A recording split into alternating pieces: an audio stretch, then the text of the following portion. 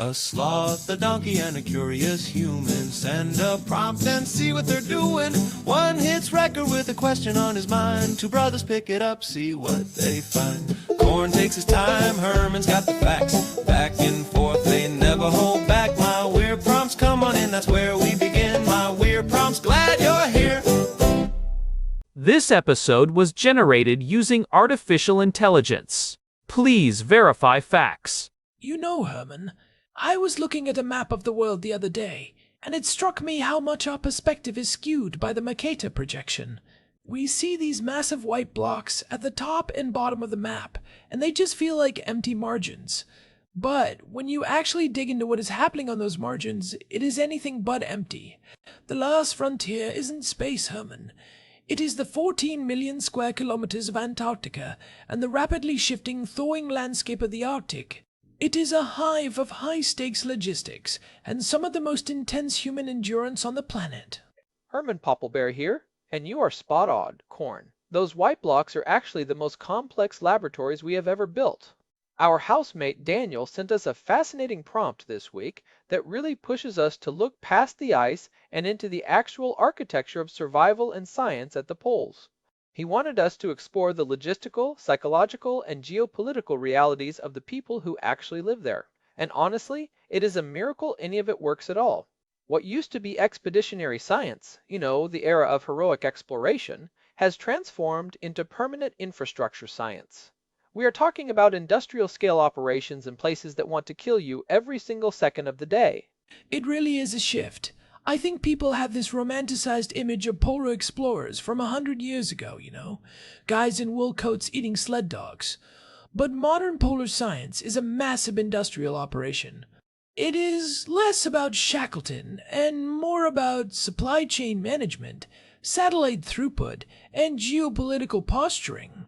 We are talking about keeping humans alive and productive at minus 80 degrees Celsius for 12 months at a time.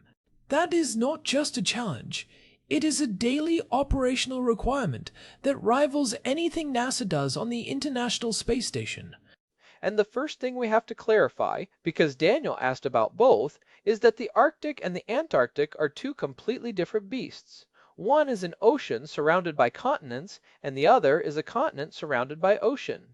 That single geographic difference dictates every single thing about how we get people there, how we feed them, and who owns the land they are standing on. Antarctica has no indigenous population and no sovereign government. It is 14 million square kilometers of ice governed by a treaty. Meanwhile, the Arctic has over 4 million people living there, including indigenous communities and major cities in Russia, Norway, and Canada. Right. The logistics are totally different. In the Arctic, you might be driving a truck to a research site, or taking a commercial flight to a city like Tromsø or Fairbanks. In Antarctica, you are basically landing on another planet. There is no local grocery store. There is no local power grid. Everything, and I mean everything, has to be brought in. That is a great way to put it. Let us start with that Antarctic logistics piece because it is just mind-blowing. If you are a scientist with the United States Antarctic Program, or USAP, your journey usually starts in Christchurch, New Zealand. That is the main hub. From there, you are getting on a C-17 Globemaster III. These are massive military transport planes that can carry over 160,000 pounds of cargo, and you are not landing on a nice paved runway. You are landing on the Phoenix airfield, which is literally constructed out of compacted snow and ice. I have seen videos of those landings. It looks like the plane is just sliding into a void of white. I read that they actually had to build Phoenix Airfield to replace the old Pegasus field because the ice there was starting to melt too much during the summer months. They use a process called high-strength compacted snow. They basically use heavy rollers to crush the snow until it is as hard as concrete. But even then, if the temperature gets above minus 10 degrees Celsius, the surface gets too soft for the heavy planes. Precisely. And the timing is everything. You have this very narrow window during the austral summer, roughly October to February, where the weather is stable enough to move the bulk of the people and supplies. This is the seasonal population flux Daniel asked about. During that summer peak, McMurdo Station, which is the largest American base, swells to about 1,000 residents. Across the whole continent, you might have 5,000 people during the summer. But when winter hits in March, the curtain drops. Most people leave. You are left with a skeleton crew of maybe 1,000 people across the entire continent, totally isolated for 6 to 8 months. At the South Pole Station itself, you might only have 40 or 50 people staying for the winter. And that is where the logistics get really scary. If something breaks in June, you cannot just Amazon Prime a replacement part to the South Pole. You have to have a level of redundancy that most businesses would find insane. I was reading about the food logistics. How do you feed 1,000 people when the nearest grocery store is 3,000 miles away across a frozen ocean? It is all about the vessel. Once a year, usually in January, a massive cargo ship and a fuel tanker make the trip to McMurdo. This is part of Operation Deep Freeze. They are escorted by an icebreaker, usually a heavy polar-class ship that literally smashes a path through the sea ice. They unload millions of pounds of frozen and dried food and millions of gallons of fuel. That fuel is the lifeblood. Without it, the heat stops, and if the heat stops, everyone dies within hours. It is that simple. They actually keep a 2-year buffer of supplies on hand just in case the ship cannot get through 1 year. It is a single point of failure that they guard with incredible intensity. But even once the supplies are at McMurdo on the coast, you still have to get them to the Amundsen, Scott's South Pole Station, which is 800 miles inland and nearly 10,000 feet up on the polar plateau. For a long time, they flew everything in on LC-130 Hercules planes, which are the ones with the giant skis instead of wheels. But those are expensive and limited by weather. Right, so they developed what they call the South Pole Traverse or the McMurdo South Pole Highway. Though calling it a highway is a bit of a stretch, it is a flagged route across the ice. They use these massive Case and Caterpillar tractors to pull giant sleds filled with fuel bladders and supplies. It takes weeks to make the trip. It is slow, it is grueling, but it is much more efficient than flying every gallon of diesel. It is a literal moving pipeline across the most desolate landscape on Earth. I love the mental image of a tractor train slowly crawling across the ice at 10 miles an hour. It is very blue-collar in a way. It is not just scientists in lab coats. It is mechanics, heavy equipment operators, and cooks who keep the place running. But let us talk about the digital logistics. Daniel asked about internet connectivity. That has to be one of the biggest hurdles for modern research, right?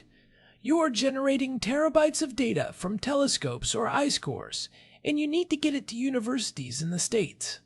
This is where it gets really technical. Antarctica is notoriously difficult for satellite coverage. Most communication satellites are in geostationary orbit around the equator. From the poles, those satellites are very low on the horizon or completely below it.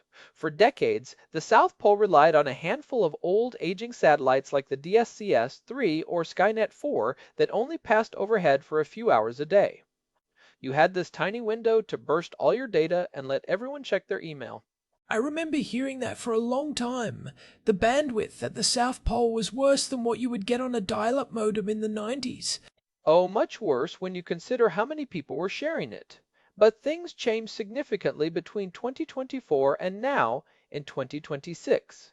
Starlink and other low Earth orbit constellations have started to bridge that gap. Because those satellites orbit over the poles, they can actually provide high-speed, low-latency internet. However, it is not a free-for-all. The United States Antarctic program has very strict bandwidth rationing. If you are a researcher, your science data takes priority. If you want to watch Netflix or FaceTime your family, you are often out of luck. They use a priority-based packet shaping system. Life support telemetry and critical research data get the first lane. Personal communication is at the bottom of the list. It creates this interesting digital hierarchy. And it brings up the trade-off between life support and data. Every bit of bandwidth used for a Zoom call is bandwidth not used for monitoring the health of the station, or the telemetry from a billion-dollar neutrino detector like IceCube. It is a constant negotiation between the psychological needs of the crew and the scientific mission.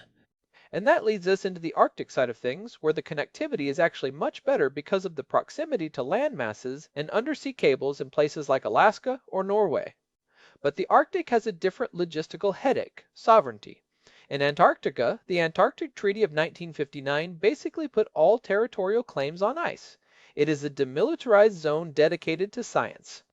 There are 57 signatory nations now, but only 29 have consultative status, meaning they are the ones who actually get to vote on how the continent is managed. Right, and that brings us to the second part of Daniel's question about geopolitics. We actually touched on this back in episode 829 when we talked about the militarization of the High North. In the Arctic, science is often used as a proxy for presence.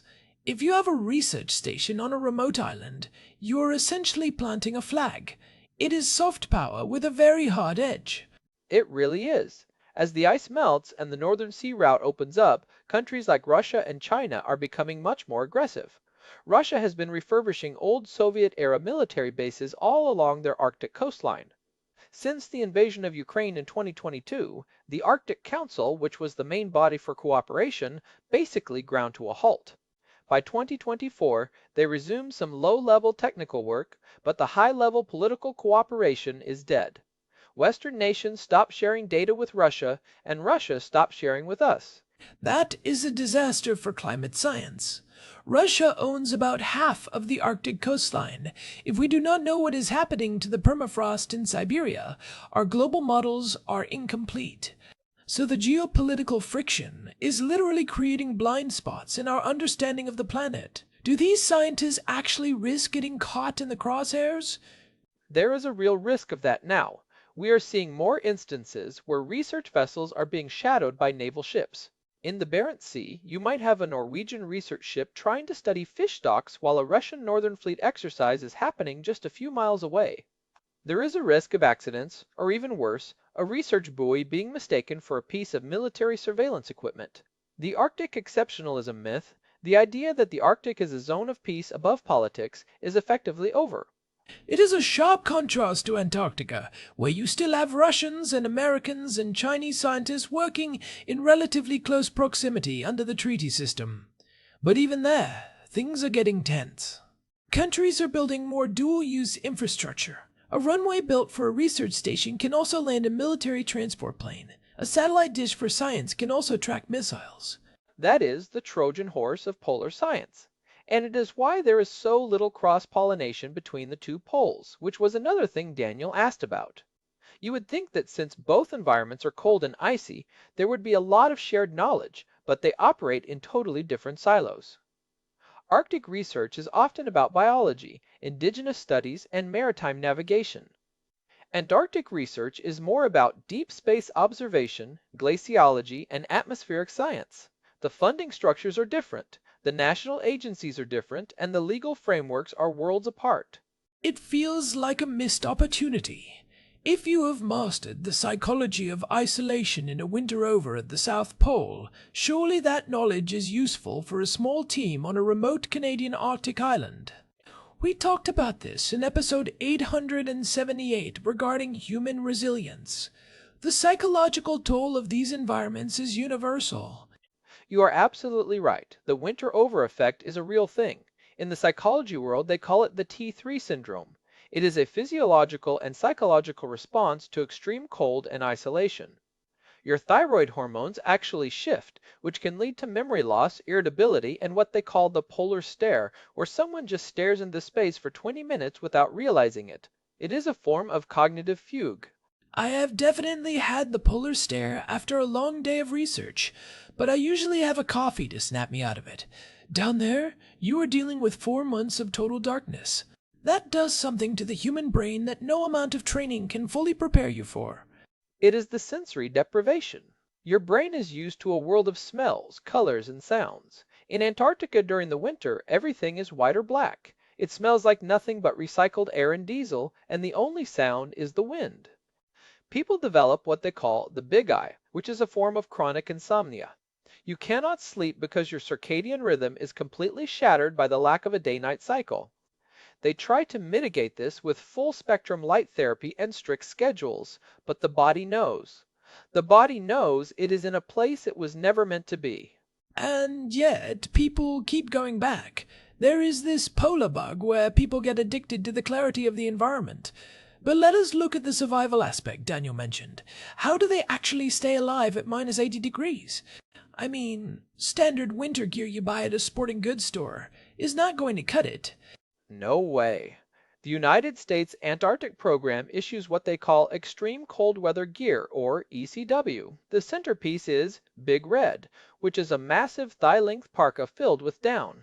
It is designed so that even if you are just standing still in a blizzard, you will stay warm. But the real danger is not just the cold, it is the wind and the altitude. The South Pole is at nearly 10,000 feet, but because the air is thinner at the poles, the physiological altitude feels like 13,000 feet. You are constantly hypoxic. You are cold, you are tired, and you are out of breath. It sounds like a nightmare, but the infrastructure inside the stations is surprisingly modern. You mentioned the Amundsen Scott Station. That place looks like a high-tech space base. It is built on stilts, so the snow can blow underneath it rather than burying it. They have hydraulic jacks that can lift the entire station up several meters every year to stay above the snow line. It is incredible engineering. And inside, they have a hydroponic greenhouse where they grow fresh lettuce and tomatoes. When you have been eating frozen food for 6 months, a single fresh cherry tomato is like gold. They actually have a lottery sometimes for who gets the first harvest. It is those small human touches that keep the sanity intact. But even the ground you are standing on is moving. At the South Pole, the station is sitting on an ice sheet that is sliding toward the sea at a rate of about 10 meters per year. So the geographic South Pole, the actual 90-degree south point on the map, is constantly moving relative to the buildings. Every year on New Year's Day, they have a little ceremony where they survey the exact location of the geographic pole and move the marker and the flags. The old markers from previous years are just trailing off in a line across the ice. It is a literal physical representation of time passing. That is such a cool image. But let us talk about the waste side of logistics. This is something people rarely think about. You cannot just dump trash or sewage in Antarctica. The environmental protocols are some of the strictest in the world. Oh, it is intense. At McMurdo, they have a massive recycling and waste sorting facility. Every single thing that comes onto the continent has to be accounted for and, eventually, shipped back out. That includes food waste, plastic, metal, and yes, human waste. They have a wastewater treatment plant, and the solid remains are dried, compressed, and shipped back to the United States on that cargo ship I mentioned earlier. It is a closed-loop system, but one that depends on a massive maritime link once a year. So the cargo ship comes in full of food and fuel, and it leaves full of trash and everything else. If that ship cannot get through the ice, the station is in big trouble, which has happened. There had been years where the sea ice was so thick that the icebreakers struggled. And that brings us back to the Arctic for a second. We talked about how it is an ocean surrounded by land. That means the logistics are often ship-based rather than station-based. You have these massive research icebreakers, like the German Polarstern. In 2019, they did the MOAS ASC expedition, where they intentionally froze the ship into the Arctic sea ice and let it drift for an entire year. It was the largest Arctic research expedition in history. I remember that. They were basically using the ship as a floating station. But even then, they had to be resupplied by other icebreakers and aircraft coming from Russia and Norway. It was a masterpiece of international cooperation. And that is the tragedy, Corn. An expedition like MOAS would be almost impossible to coordinate today in 2026 because of the geopolitical tensions. You need Russian icebreakers to reach certain parts of the Arctic, and right now, that cooperation is dead in the water. We are losing the ability to do large-scale, multinational science in the very place where we need it most. It really highlights how fragile our scientific progress is when it is dependent on political stability. We like to think of science as being above politics, but when you need 1 million gallons of diesel and a Russian icebreaker to get to your lab, you are very much at the mercy of the Kremlin and the White House. And that brings us to the Svalbard situation, which is a great example of how science and sovereignty collide. Svalbard is a Norwegian archipelago, but under a treaty from 1920, other countries, including Russia, have the right to conduct commercial and scientific activities there. Russia has a mining town there called Barentsburg.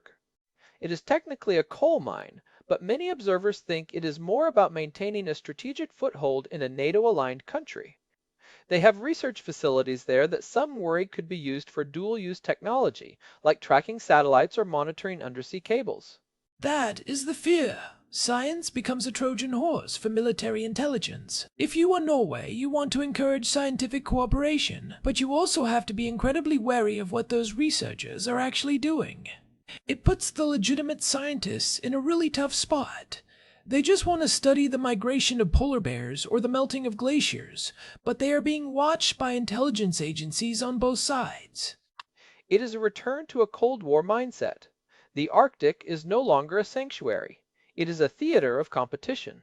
And that competition is making the logistics harder. For example, if you need to do an aerial survey over the Arctic Ocean, you now have to be much more careful about flight paths and restricted airspace. You might need military escorts or special clearances that did not exist 10 years ago. So we have this paradox. Our technology for surviving the poles has never been better. Better planes, better satellites, better coats, but our political ability to work together there is crumbling. What does that mean for the long-term record of climate data? If we lose the Russian stations, or if the Arctic becomes too dangerous for civilian researchers, we are losing decades of continuity. That is the real takeaway here. The poles are the canary in the coal mine for global infrastructure. If we cannot manage a supply chain to a few thousand people in Antarctica, or if we cannot share data across the Arctic, it does not bode well for how we handle global crises. The logistics of the poles are a feat of engineering, but the politics are a failure of imagination. It is a sobering thought. But for the people on the ground, or the ice, I should say, the day-to-day is still about the work. It is about the mechanic who figures out how to keep a generator running when the oil has the consistency of molasses. It is about the cook who makes a 3-course meal out of 20-year-old canned goods. It is about that human resilience we talked about in episode 878. And if people want to see this in action, I highly recommend checking out the National Science Foundation's Antarctic Sun website. They have amazing reporting on the daily life and the logistical hurdles. It really makes you appreciate the coffee in your hand and the fact that you can walk outside without your lungs freezing. For real. I think we have covered a lot of ground here, from the ice highway to the big eye insomnia. It is a world most of us will never see, but we all depend on the data that comes out of it. We really do. And before we wrap up, I want to say thanks to Daniel for sending this in. It is one of those topics that feels like it is on the edge of the world, but it is actually at the center of our future. Well said, Herman. What do you think the future looks like? Will we always have humans down there, or will AI and autonomous stations take over? That is a great question. We are already seeing a shift toward autonomous research. We have uncrewed underwater vehicles, or UUVs, that can spend months under the ice shelves. We have automated weather stations that can beam data back via satellite for years without a human ever touching them. But there is a limit. Machines break in ways that only a human with a wrench and a bit of ingenuity can fix. And there is something about the human presence, the being there, that is essential for international treaties. If you want to claim influence in Antarctica, you have to have people on the ice. So the human element is as much about politics as it is about science. We're there because we need to show that we can be there. Precisely. It is a physical demonstration of national capability and commitment. Well, I am glad it is them and not me. I like my toes right where they are, unfrostbitten. Same here, corn, same here. Hey, if you are listening and you are enjoying these deep dives, please take a second to leave us a review on your podcast app or on Spotify. It genuinely helps other curious people find the show. It really does. You can find all our past episodes, including the ones we mentioned today, at myweirdprompts.com. We have a full archive there, and you can even send us your own weird prompts through the contact form. We have 97 episodes now. We are getting up there. We are indeed. Maybe for episode 100 we should record it from a walk-in freezer to get the full polar experience. I will pass on that, corn. I like my donkey ears unfrozen. Thank you very much. Fair enough. This has been My Weird Prompts. I am Corn Pubbleberry. And I am Herman Puppleberry. Thanks for joining us on this journey to the ends of the earth. We will see you next time. Take care, everyone. You know, I was just thinking about that polar stare again. Do you think that is why I sometimes find you just looking at the wall in the kitchen for 10 minutes? Honestly, Corn, that is usually just me trying to remember why I walked into the kitchen in the first place. No polar hormones required. Fair enough. Although living with you in Jerusalem is its own kind of extreme environment sometimes. Hey, I could say the same about your sloth-like pace in the mornings. If we were in Antarctica, you would be frozen solid before you finished your first cup of coffee. It is a tactical survival strategy, Herman. Conserving energy. It is what the pros do. Right, right. Well, let us conserve some energy for the next episode. Sounds like a plan. Until next time. Goodbye. This episode was generated using Gemini Flash 3. Text-to-speech engine was Chatterbox. Thanks for listening to our show. My weird prompts where our thoughts go from slow